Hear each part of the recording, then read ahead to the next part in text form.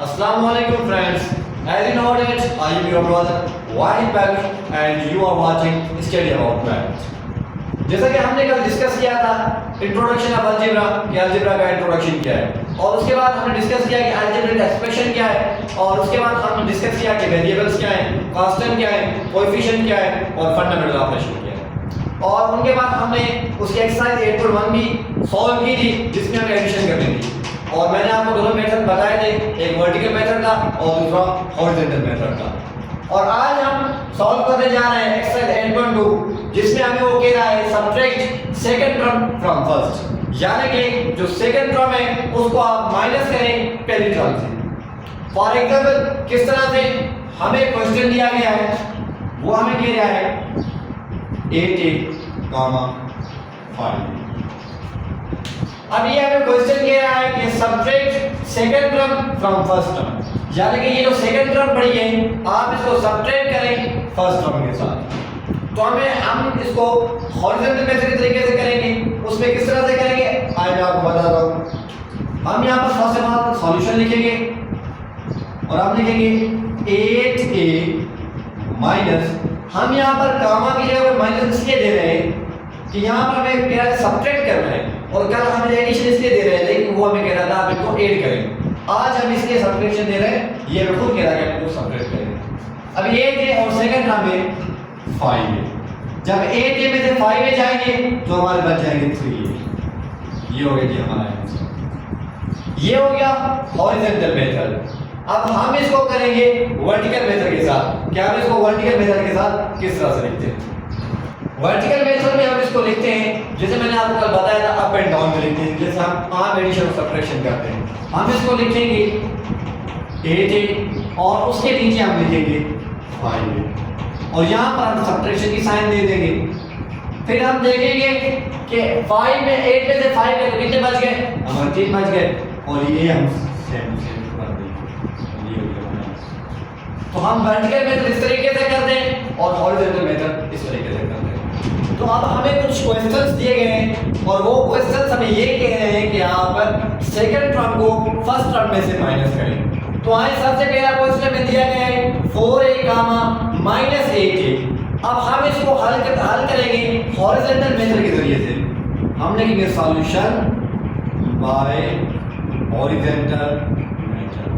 हम लिखेंगे 4a या गामा के लिए माइनस आ जाएगा और ये इधर माइनस पड़ी हुई है तो इसलिए हम इसको ब्रैकेट के अंदर रखेंगे, ब्रैकेट माइनस प्लस होगी। अब ये कि 4a ये यहां पर एक दूसरे मल्टीप्लाई होगी, माइनस इनटू माइनस ये हमारा प्लस हो जाएगा और हम यहां पर 8 लिख देंगे। अब ये भी प्लस का है और ये भी प्लस का है तो ये हो जाएगा 12a। ये हो गया हमारा। और उसके बाद हम आते हैं जो सेकंड क्वेश्चन है वो हमें ये दिया गया है कि 9a + 11b + 15c, 5a + 3b - 6c। अब हम इसको भी करेंगे हॉरिजॉन्टल मेथड के जरिए, सॉल्यूशन बाय हॉरिजॉन्टल मेथड। हम लिखेंगे 9a + 11b + 15c और यहाँ पर हम लिखेंगे माइनस और इसको हम रखेंगे ब्रैकेट के अंदर। इस पूरी टर्म को हम ब्रैकेट के अंदर रखेंगे। हम लिखेंगे 5a + 3b - 6c। अब यहाँ पर हम ये सेम लिख के देंगे 9a + 11b + 15c।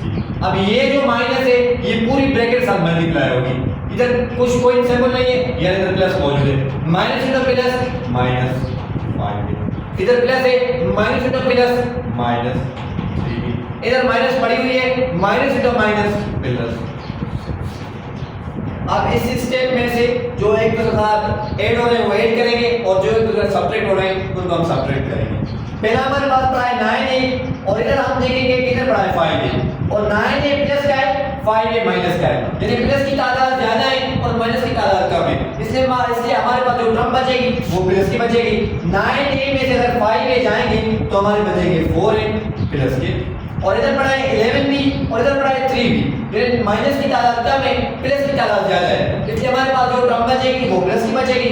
इधर हम देखेंगे प्लस 11b में से अगर 3b जाएंगे तो हमारे बचेंगे 8b और आगे हम देखेंगे तो इधर पड़ा है प्लस का 15b और इधर भी पड़ा है प्लस का 6c, यदि ये दोनों एक दूसरे के साथ ऐड होंगे तो ये हो जाएगा प्लस 21 ये हो गया हमारा आंसर बाय ओरिजिनल मेथड। ये हमारा आंसर है। अभी हम चलते हैं तीसरे क्वेश्चन की तरफ। तीसरा क्वेश्चन कह रहा है 3x square plus 25ab plus 21bc माइ गामा 4x square plus 18ab minus 6bc। अब हम इसको सॉल्यूशन करेंगे और इसको भी हम करेंगे बाय हॉरिजॉन्टल मेथड। हमें क्वेश्चन दिया गया है 3x square plus 25ab plus 21bc।